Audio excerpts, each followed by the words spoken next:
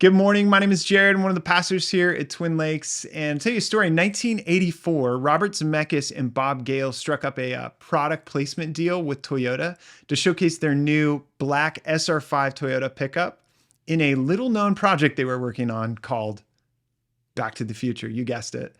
And not only did putting it in the movie boost the SR5 to like the top 20 best-selling vehicles in the US in 1985, but it also burned into this little impressionable mind that the black Toyota pickup was the only pickup worth buying on the planet. So in fact, years later, as soon as I had the money, I went down and I bought my very own black Toyota truck. And ever since then, I have only driven and owned black Toyota trucks. So you may have heard it said that people don't change. Maybe you said that yourself.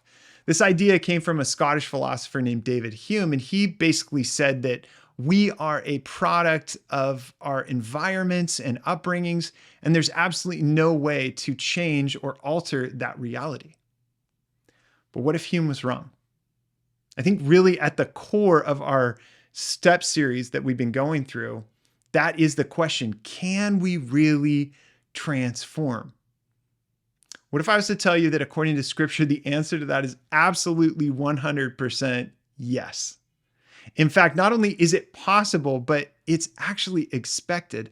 Check out Romans 12, verse 1 and 2. It says, "Do not conform to the pattern of this world, but be transformed by the renewing of your mind."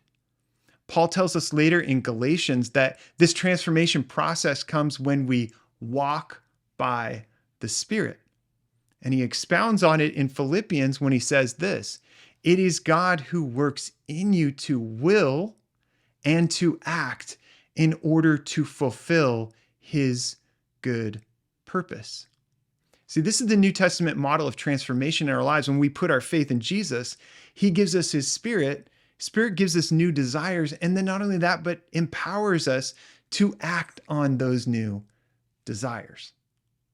So yes, I do believe that Hume is wrong.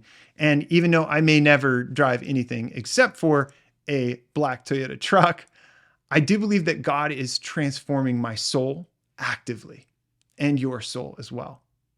I think Jesus actually wants to do this, and I think this is the life of the believer. In fact, John Stott said that the Christian life is essentially a life of change. It's the process of becoming more like Christ. And this only comes through the Spirit. So maybe ask the Lord today, like, what desires have you given me that you want me to step into? And then ask him to empower you to step into those desires and step into that new reality. And that's the process of change. I hope that helps you guys. God bless you, and we will see you next time.